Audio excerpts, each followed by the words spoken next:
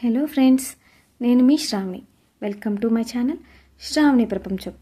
మనలో అందరికీ కరివేపాకును తింటే ఎన్ని లాభాలో అందరికీ తెలుసు. దానివల్ల కంటి చూపు మెరుగవుతుంది, జుట్టు పెరుగుతుంది, డైజెషన్ పెరుగుతుంది, అన్నీ తెలుసు.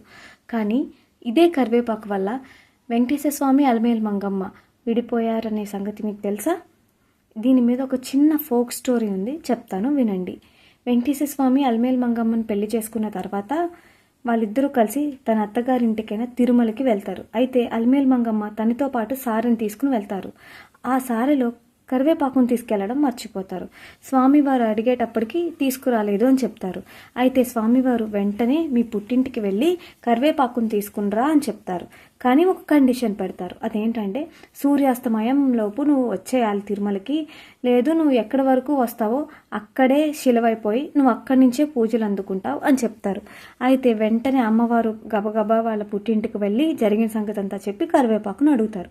అయితే అక్కడ కరివేపాకు దొరకదు.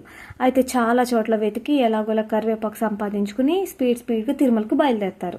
అయితే సూర్యాస్తమయం అయ్యేటప్పటికల్లా అమ్మవారు తిరుచానూరు వరకు మాత్రమే చేరుకుంటారు.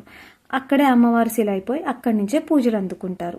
ఇప్పటికీ కూడా కొన్ని ప్రాంతాల్లో కొత్తగా పెళ్ళైన పెళ్లి కూతురికి తనతో పాటు సార్లో కరివేపాకును పంపిస్తారు. అంతేకాదు కొత్తగా పెళ్ళైన వాళ్ళని అలమేలు మంగమ్మని, వెంకటేశ్వర స్వామిని దర్శనం కూడా చేయిస్తారు. ఇది ఫ్రెండ్స్, ఈ మధ్యనే నాకు చిన్న ఫోక్ స్టోరీ తెలిసింది, నాకు బాగా అనిపించింది, అందుకే షేర్ చేసుకోవాలి అనిపించింది. మీలో ఎంతమందికి నచ్చింది? నచ్చినట్టయితే నా ఛానల్ని లైక్ చేయండి, షేర్ చేయండి, సబ్స్క్రైబ్ చేయండి, నా ఛానల్ని సపోర్ట్ చేయండి. Thank you.